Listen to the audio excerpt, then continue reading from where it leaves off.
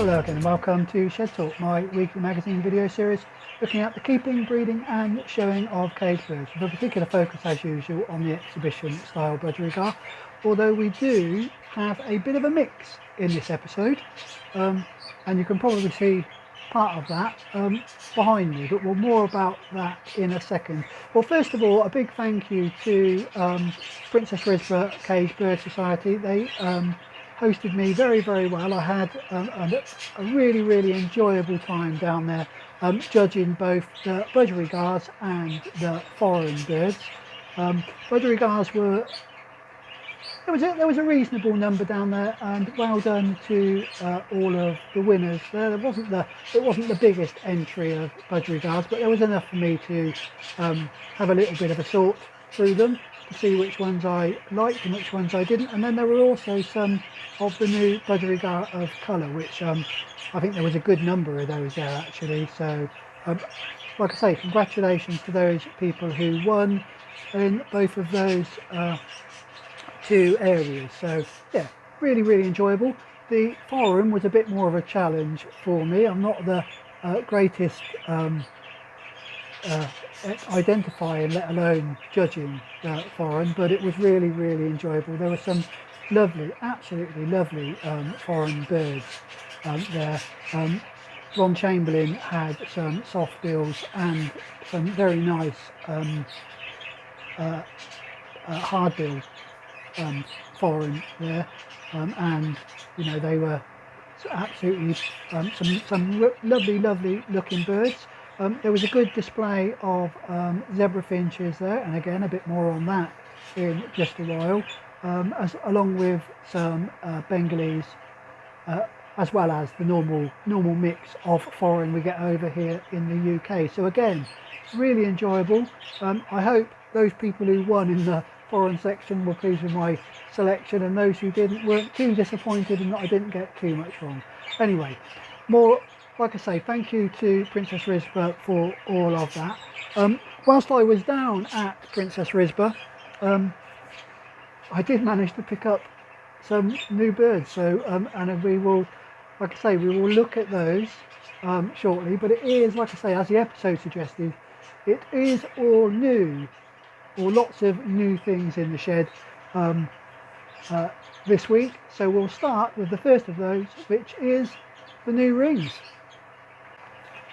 Well, the new rings have arrived, and we'll take a look at those in just a second. A big thank you to the Budgerigar Society over here in the UK.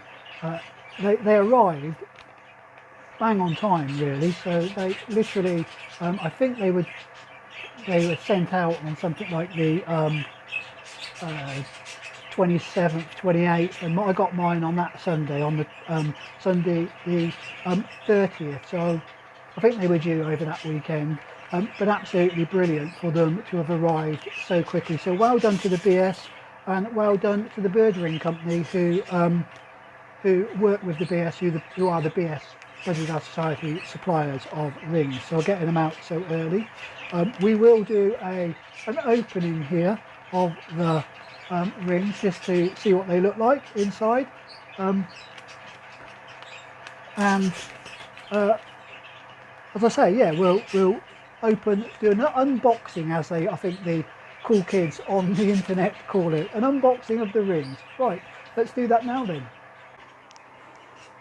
So here are the rings. I shall just open them and see what we've got inside.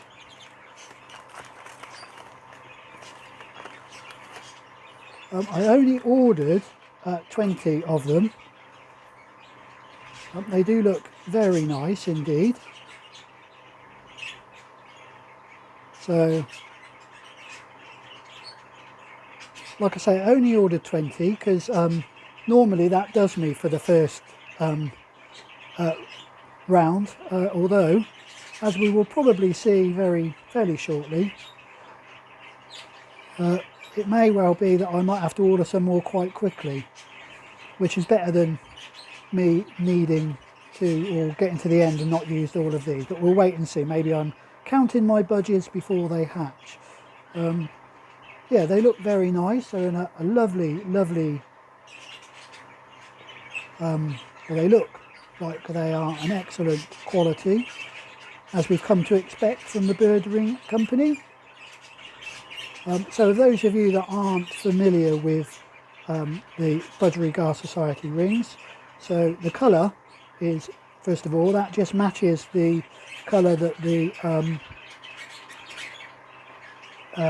is for all of the bird community use, or most of the bird community, certainly over here in the UK and in Europe.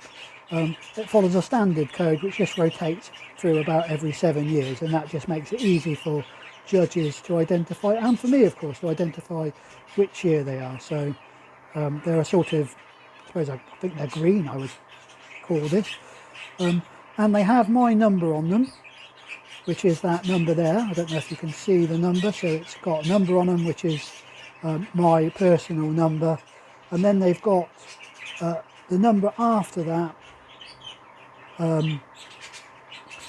So the number there on this one, it says 5, I think, and again I'm not sure if you can see them, which just tells me the ring number. So my number followed by 1, 2, 3, and this goes up to 20 on here, the first 20, and then there is a year date which just says 26 on there, so that's the 2026, and then there's just a little, I suppose, a birdie type budgerigar's head on there, which is the Budgerigar Society, just shows that these were issued by the BS. So that's the rings. They are closed rings, as you can see, rather than split, which means they have to be put on when the bird's young, and then once they're on, they can't be, the only way you can remove them is by cutting them off, which I've not had to do very often, I must admit. I know some people may have problems with them, but I've certainly not had problems having to cut any of the rings off.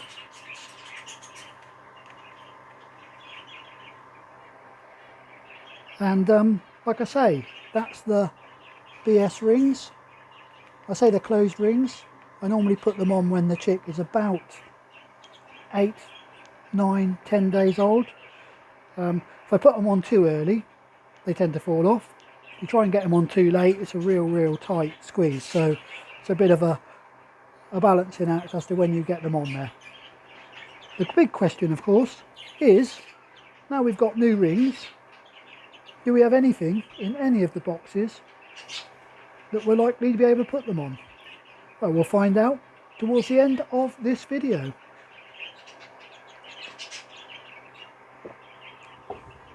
But before we do that, what did I manage to get at Princess Risborough, which is the first of the new birds? Well, I expect you could all guess the first of the new birds that are coming to the shed, and they're here.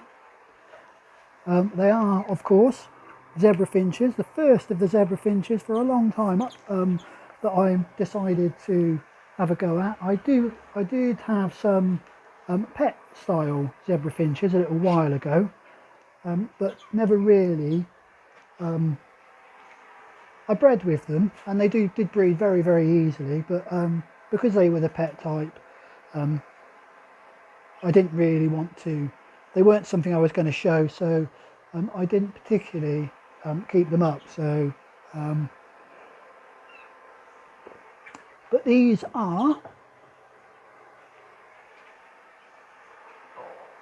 not necessarily the best quality, but they are a pair of exhibition Zebra Finches. And for those of you who don't know, I expect most of you will know, but exhibition Zebra Finches are much bigger, much more of a cobby bird than the pet style and the original Zebra Finches. So a bit like with the budgerigar, we've bred them to be quite big and cobby birds. I'm not sure if these are going to decide to move around a little bit. I'll just see if I can, there we go, we might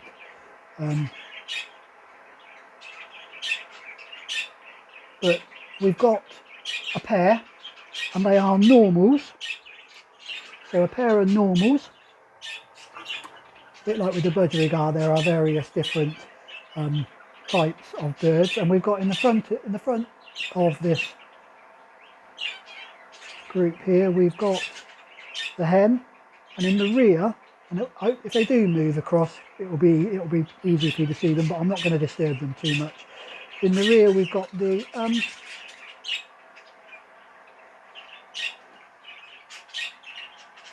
cockbird. I'm just checking I've got that right. Yeah, I'm sure that's right. Yep. So, and the cockbird's got the cheek patches, so you can see the cockbird a bit better there now. So that's the cockbird, and the hen has just joined him. So that's the pair that I've got. I am very, very grateful to Simon Cox, who gifted me this pair of Zebra Finches. He was showing at the Princess Risborough show. He was showing the Zebra Finches, and he was also showing budgerigars, and did very well in the budgerigar section. He's a novice, but a very keen bird keeper. It's going to pan out a little bit. They're moving about a bit, so you can probably get a better view of them. He's a very keen bird keeper, keeps lots of different types of birds. Had been keeping these Zebra Finches, decided he didn't want them anymore and is giving up. Originally, Simon said to me he had a couple of pairs for me that he would bring for me in February at the when he shows at Oxford's small show, the little stock show we have in February. Just see if I can pan out a bit more so you can get a bit more of a better view of the pair of them. Like I say, this pair here, which were a pair of Zebra Finches that won for him best novice at the show. I just asked him if these were going to be ones that he was getting rid of as well. Said yes. Asked him whether I could take them away with me, and he very, very kindly said yes, and I got these for again as a gift. So thank you very, very much to Simon for gifting me this pair of nice little pair of Zebra Finches here. For me, it's a good start, I think, anyway. For me, it's going to be a nice start on my road to trying to breed a few exhibition style Zebra Finches. So my plans for these, so I'm going to let them settle in now for a few weeks. Like I say, they've only just arrived in the shed, so I will give them a good few weeks to settle in, and then after Christmas I'll see if we can put a nest box on and see if we can get this pair to breed. Simon does assure me that they breed like rabbits. They'll breed in anything. So he said they'll breed in a crisp packet. And my experience of Zebra Finches, they are relatively free breeding birds. And I know there's been a few of you who have been waiting for the Zebra Finches to arrive, so I hope you're pleased as I am, with a few new birds in the shed. Like I say, we'll start having more of the breeding of these birds post Christmas. And then of course in February we should get another couple of pairs, I'm hoping, off of Simon. Again, because he's just downsizing, I think. Again, he's offered me those for nothing. So we have zebras back in the shed. Very pleased. I'm quite pleased with this particular pair of birds. Like I say, they are normals, and the others he's given me are normals as well. I am a bit of a... when it comes to the Zebra Finches, I do prefer the normal colorations to some of the others. I know lots of people like, some of the other colorations, but for me, I think the normal is a very attractive little bird. And I hope you can get a decent view of them there, of the cockbird there when he was feeding. And in case anybody who is unsure of the reason they're called Zebra Finches is because of the bars on the back of the tail. of all the things you could have named them after. They're named after the sort of black and white stripes on the back of the tail, that's my understanding. There's the cockbird down on the dish feeding now, and you can see the cheek patches. Hen's down now. Anyway, that's the first of the new birds in the shed. What we'll do now is we'll take a look at what I can only describe as a bit of an impulse buy, really. And like I say, you did see it behind me in the introduction. Anybody guess what it is? Let's find out now. Well, we have got the zebras back in the shed. I'm sure, like I say, that was probably pleased some of you. I know some people have been asking about the zebras for a little while, and and it's taken me longer than I expected to get to or to get them back in, and we should have a few more in February. But like I say, come the new year, hopefully we can get a nest box on those and get them down. Before we look at the bird that is in the cage behind me in a little bit more detail, as always, if you enjoy the videos, don't forget to hit the like button. All the likes help the channel to grow. And if you're not yet a subscriber, please do subscribe to the channel and hit the bell if you want early notifications. If you want to support the channel financially, then don't forget you can always follow the link to buy me a coffee and donate to the channel via that website. So anyway, as I say, we will look at the bird in just a second. In fact, let's do that now. So it is time to look at the new bird. So I hope those of you that have had a chance to have a little look at it, we will have a better look at it in just a second. Hope you managed to identify it. Anyway, so just I did say it was a bit of an impulse buy, and I know we shouldn't buy birds on impulse. However, I had been, you can see the cage that's behind me. So most of you that are regular viewers will know that normally that just sits on top of the stock cages, the holding cages, nappy flights, whatever I call them, and between the show cages. I had been for some time, probably for over a year now, talking to a number of people about getting either a mule or a hybrid to go in that cage, just for a bit of colour, a bit of song really, a bit like having I suppose having a canary in here singing, but something a little bit different from the five. I've been struggling to get hold of anything, and then at the Princess Risborough show, lo and behold, in the sales class there was the bird that you can see here.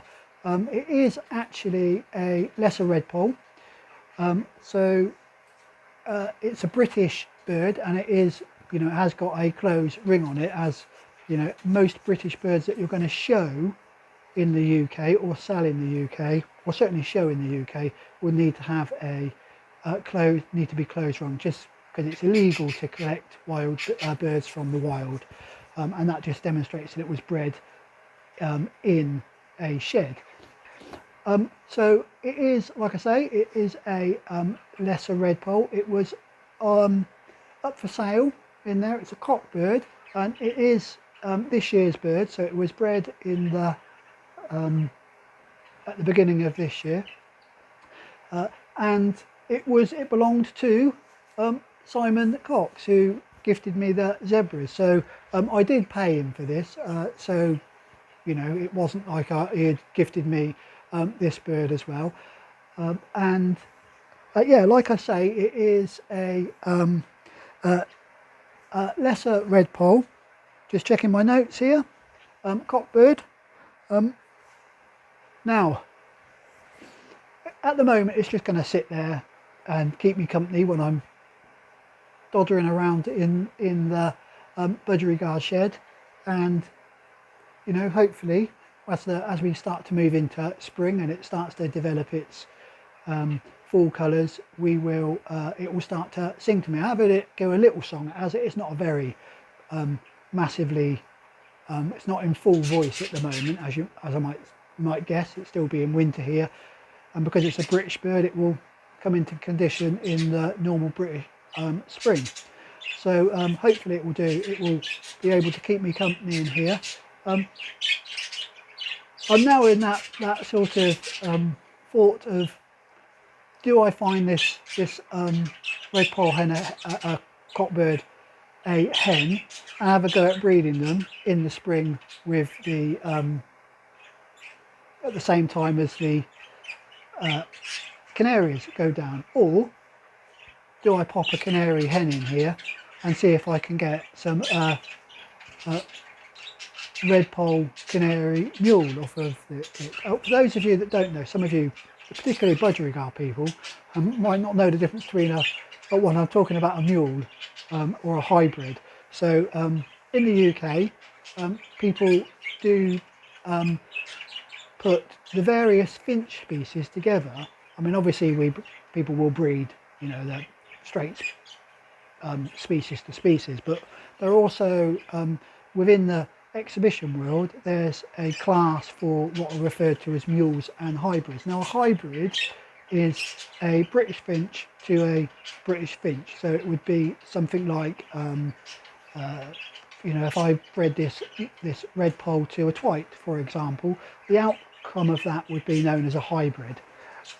Most hybrids, I say hybrids, are infertile, so they're just bred for colour and to exhibit.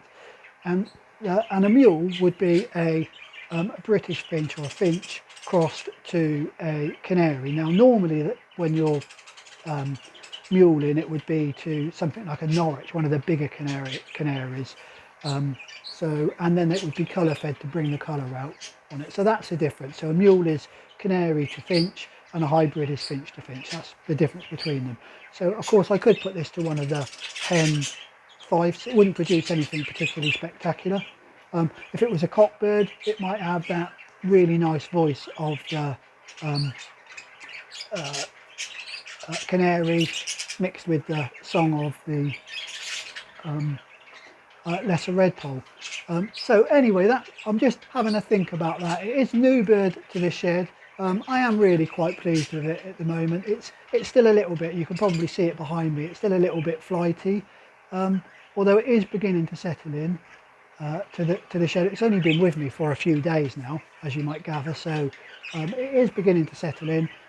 I did, before anybody asks, before I brought it, I did check with Simon as to what he was currently feeding it, and he was just feeding it a general finch mix. So, and I had a finch mix already in here that I used for a mix outside in the outside flight where the old zebras used to be there, and of course I had the mixed finch seed for the zebras that are in here. So that's what I'm feeding it.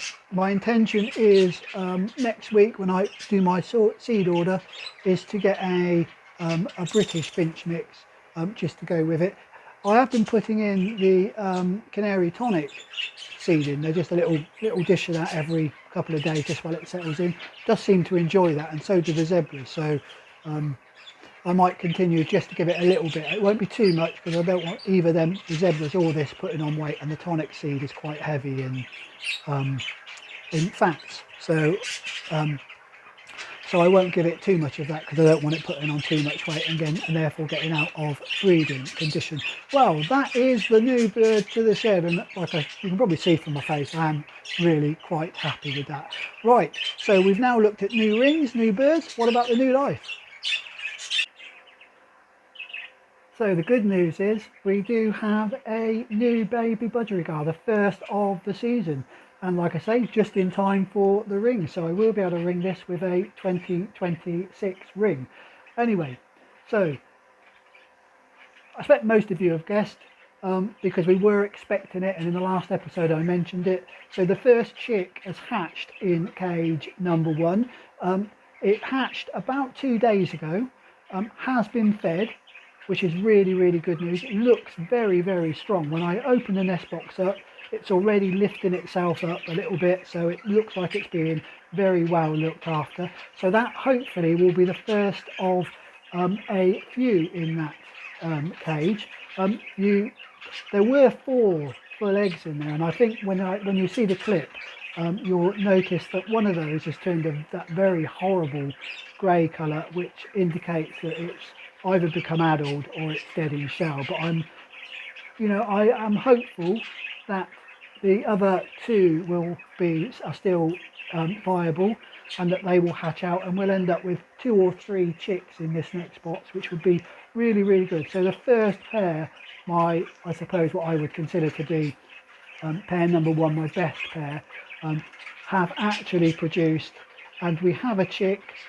Let's hope that all continues to go well in this cage, and in a couple of days time, so by the next episode in fact, you should be able to see me, hopefully, touch wood, ring the very first chick of the season with ring number 1. So at the moment, it's, the shed, I'm really, really pleased with how the shed's going so far. We've got the canaries have settled into their winter routine out there. We will have a look out there at some stage over the next couple of episodes. So canaries are settling in to their winter routine out there. Budgerigars in full breeding, set up at the moment, all going well. We have the new zebras in the shed, ready for breeding after Christmas, and I've got that lovely little lesser redpoll to keep me company when I'm in here on the cold winter's night, and hopefully come spring it will be able to be singing to me. So like I say, all going really, really well in the shed. Touch wood so far. I've probably put the mockers on it now, haven't I? Anyway, and I will do a full breeding update in the next episode, but just so you know, cage number 2, we do have full eggs in cage number 2. Cage number 3, we are waiting for a new hen for that bird. There were lots of comments, or a number of comments about from the last episode when I was filming in front of the main flight, that there was a opaline grey in there who looked like he was ready to go down with one of the hens in there, and people suggested I might swap them over.